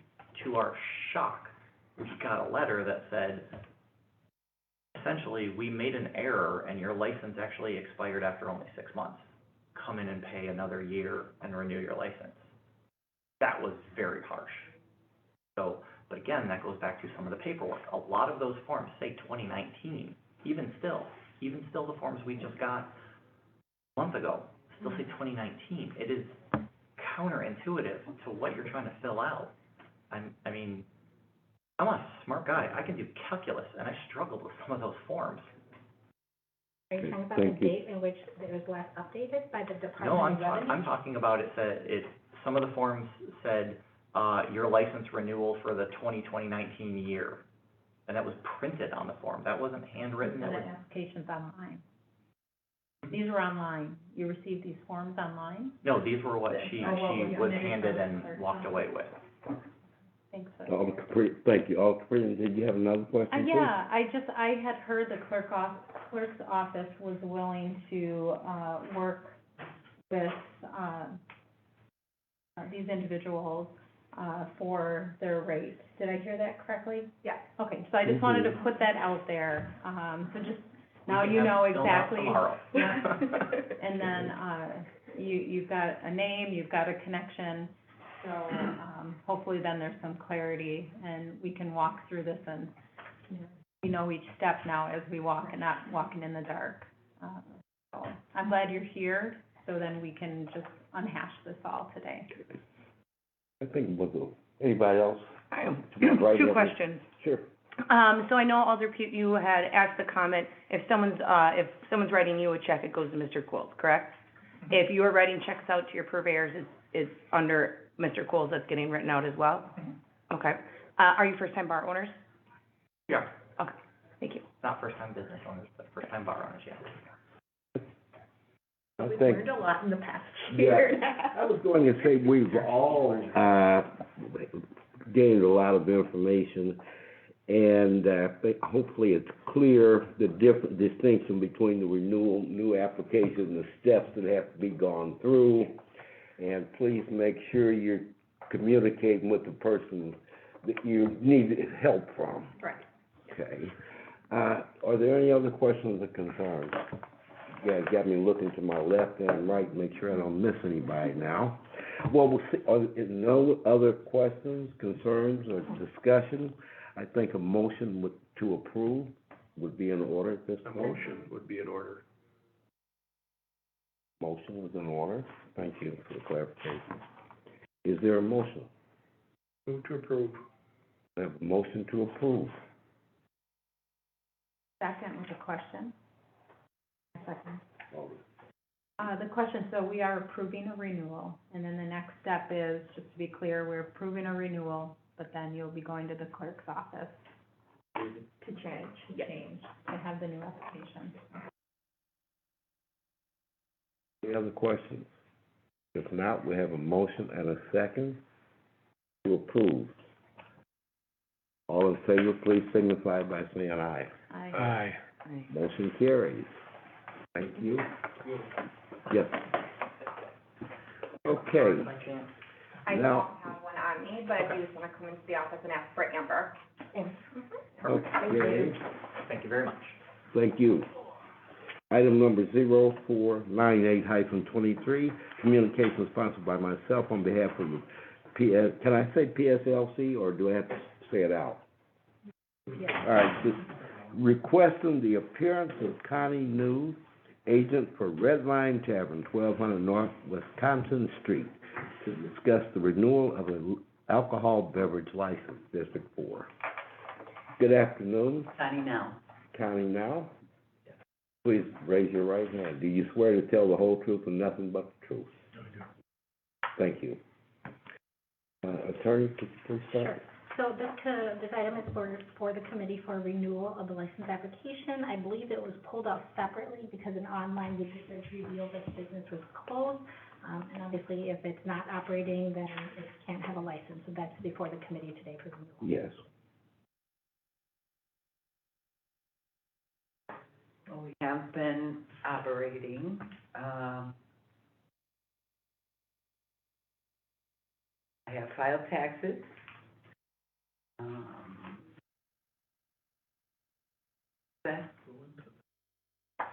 And we did do our own search on Google and the computer guy, so could you help me? Well, we did make copies for you guys to take a look at it. Right. So, day one, Google never really favored us because we didn't go into their business agreement, okay? For tagging our business on Google, okay? So they had put on the first page there that we got a new address of 500 Hamilton, and that was our front door to the business. And as time gone on, you can see some of the stuff that we went through, in regards to being able to clarify it, get them to realize that these photos were initiated to then bring you into where the front door is. And that didn't take place for probably almost like, what, 4 or 5 years? Something like that. So in the sense of what we were trying to do then, as of today, all this paperwork is current. And if you look at it, on the first page, obviously, it shows a new address that we have, but we don't have it. That address of 500, we got an address of 1200 North Wisconsin Street. And then the second page where it says, I'm in the bar, but it's saying that I'm located 190 feet south of the bar. Okay, and that was current. Okay, that was today. And you can see the time on the bottom right side at 11 o'clock on 5/30/23. And then, obviously, a color depiction for you to take a look at. But when we started then looking into this situation and searched on page 1 of 3, the Red Line Tavern through Google, it came up with the Facebook and Yelp, but it didn't come up with our website that's missing on the page. Now, if you go through to the next page, you can actually see that the website's on the back side of that picture that we supplied with, and they used our picture that was blurry to designate for our front door. So as we start going through with Facebook, it says that we're at the corner of North Wisconsin Street and Dodge Street. And again, this is all current at 11 o'clock this morning. So then I started a report of a legal removal issue, and it's allegedly the infringement content of it. And as I was doing that, I noticed that they had asked us to come up with a situation of why. And if you look on the last page, there's a little tag that's there on the bottom right side. You can see that the Red Line Tavern website and stuff was there, but now it's no longer there. And then it says that if we click on that little arrow on the right-hand side of that, it says that it's gonna remove Red Line Tavern for some other reason. There was no saying that we wanted to object to where we're located, what we're doing, how things are going, whatever. It was bumped to the point of now stating that we're wanting to be removed totally. So, in the sense of all of this, I'm all we about need- COVID. We need your help to figure this out. And, there was a period, personal period, my mother fell in 84 and had back surgery. It wasn't open all the time. And now my brother's in a wheelchair. And I'm the main caretaker. So now I've been working with ADRC, Aging Disability Resource Center, if not everyone's familiar, to get in-home care. We have talked to our alderwoman, Amanda, and, so the doors are open. I'm putting my best foot forward to keep the red line going. We've contributed thousands of dollars to benefits. We keep our neighborhood clean. I don't remember any police calls. We have had no police calls. I think since day one, right? I haven't seen much. So trying to get back on my feet after the family Thank you. Alder, situation. I'm sorry, Alder Call. Yeah, well, there's a lot of people that called me over the last couple of years that visited your establishment, and I go by there a lot, and you guys haven't had the doors open. You have not been operating, and you have to have some type of operation, I don't care if it's 3 days a week, 4 days, but you have to have some steady operation in order to keep a license.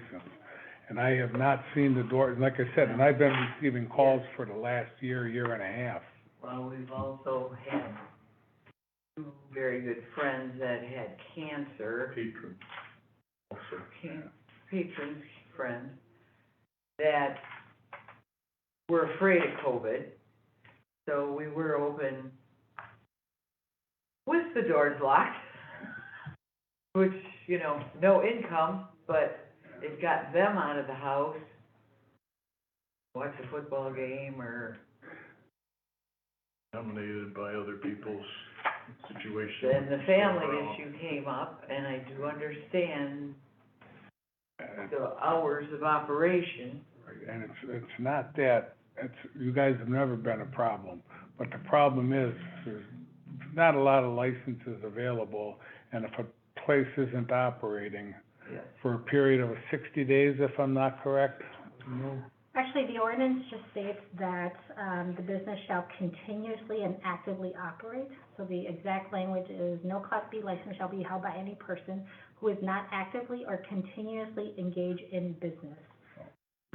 The failure to that includes the hours and days of operation as stated on the operation as submitted and approved by the committee. Failure to actively or continuously engage in business shall constitute abandonment of such license and shall be cause for revocation. No specific time. You guys have to come up with something that you're gonna be open Yes. this day, this day, this day, this time to this time. And we did talk to Alderman, Amanda, you say Alderman, Alderwoman? Alderman. I'm sorry, Alder. About our hours.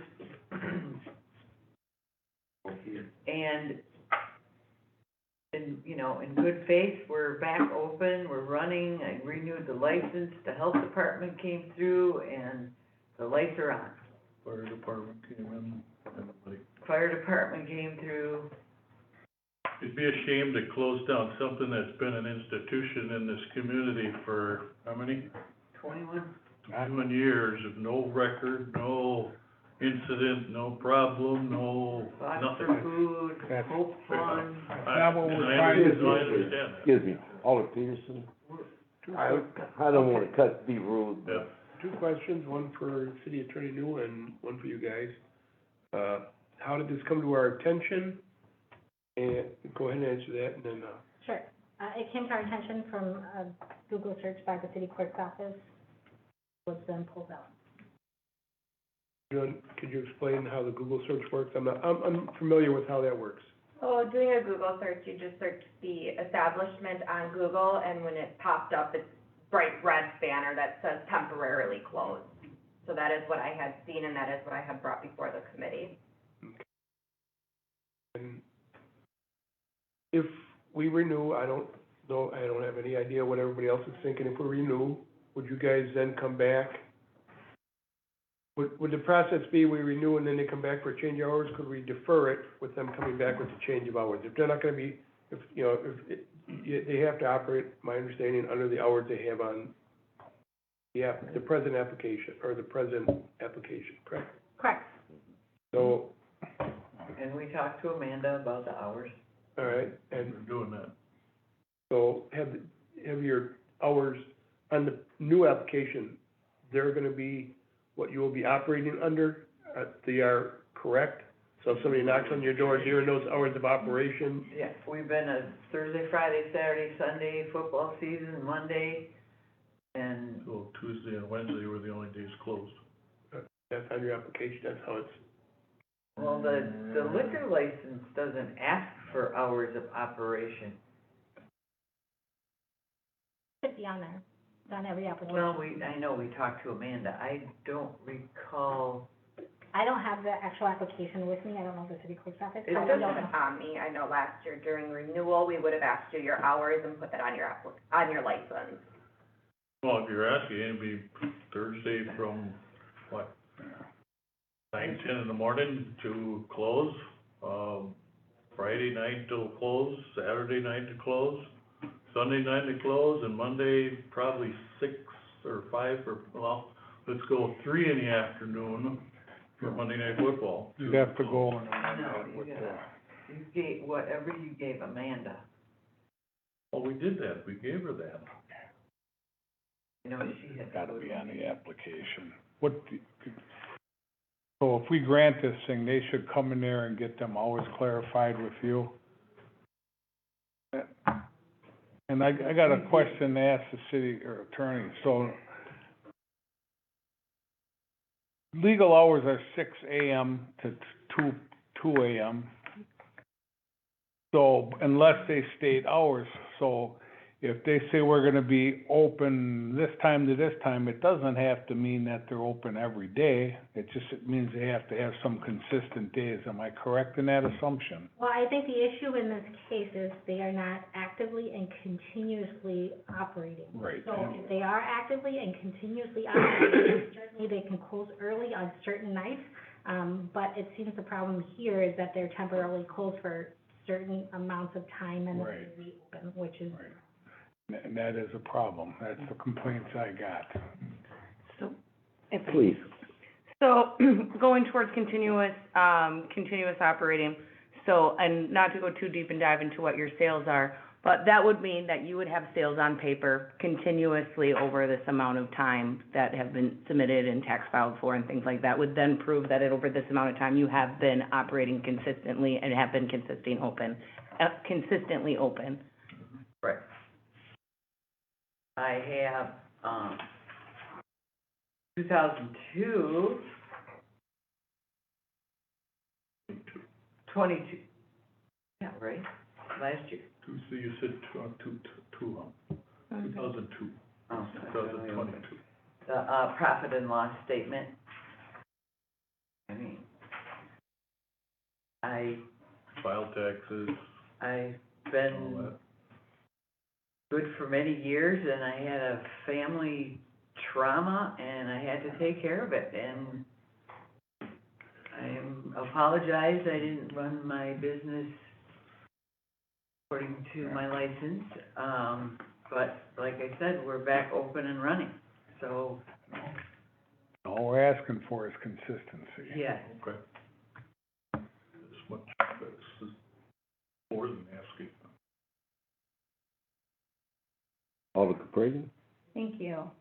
I think maybe what needs to be clear to Connie we have on here is maybe, reaching out to Amber and finding out what your hours of operation are stated, with your original application, and then make a decision whether you need to amend that. So it sounds like you're unclear, we don't have the information before us, and then you can reassess if there needs to be a change. And at that time, then Amber can definitely help you with that process. So please take a look at that, see if it aligns with your current situation, if you can fulfill that. If not, you can go through that amendment process. You know, just from a personal note, you shared personal information with us. You don't have to do that. Understanding there can be hardships, and being a caregiver does take quite a bit from someone, and you have a lot of demands, and I know mentally it probably is difficult to go through the process from a business perspective when your personal stuff is taking priority. Happy face. Yeah. So, with that being said, I just wanted to respect that personal information that you did share. Unfortunately, all the paperwork we look at and what we go through is black and white. And so we have to then address the situation really from a black and white perspective, but, you know, asking for a humanistic response. So it's kind of quite a blurred and process, but thank you for being before us. And what's before, I think what our committee has to take a look at is whether we accept this renewal of your application. So with that being said, I'm willing to make that motion. I have a question first, to the attorney or Amber. If it's approved tonight with the current hours, is it changing the hours on the application a simple process that can be done without coming back before the committee or going before the council? No, so a change in the hours would have to come before the committee because it is a change to the plan of operation. Okay. I have another follow-up question. So then, if they are, so if the current hours that are on the application, are to be fulfilled, if you will, how is that regulated? How is that determined that they are in fact operating in the hours of which that they said they were on the application? So that would be up to the committee. So this section of the ordinance controls, what the applicant can do. It requires the business and the applicant to operate continuously and actively. It would come back before the committee if that were not the case, and the committee would determine, based on what the police department information has and what the applicant states, whether the applicant is in fact operating continuously. One more question. Yes, sir. So we get people coming here all the time and get maximum hours of operation, 6 a.m. to 2 a.m. Yes. Doesn't mean they're open those hours. Right. Correct? So there's a little wiggle room. Just because you have operational hours doesn't mean you're always open. Correct. You can't exceed the hours that you list. You can always close early, but closing for extended periods of time is certainly a different matter. Right, thank you.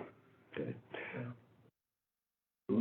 Not to belabor the issue, but, is there a clarification on what continuous operation means? I mean, we understand that a day or closing early is acceptable, but what is an extended period of time? How is that defined?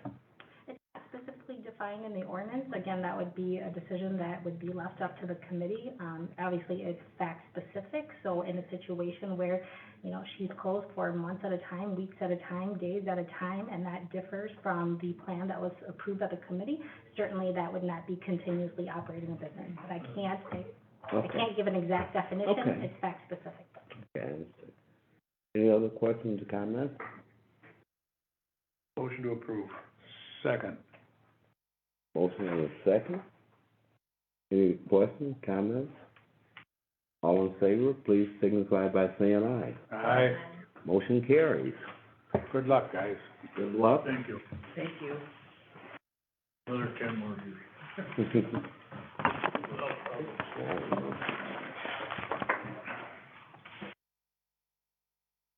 Okay, item number 052423, communication sponsored by myself on behalf requesting the appearance of Bernardo Salinas for a renewal of operating license, District 4, and I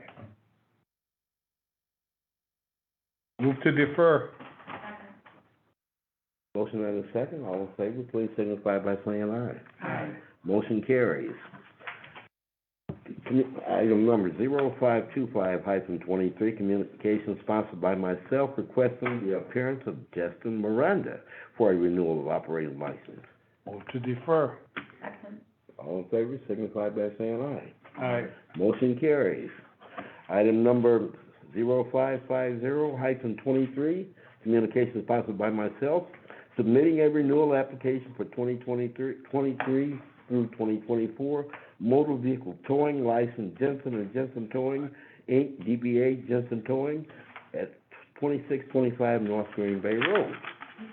Move to approve. Second. All in favor, please say signify by saying aye. Aye.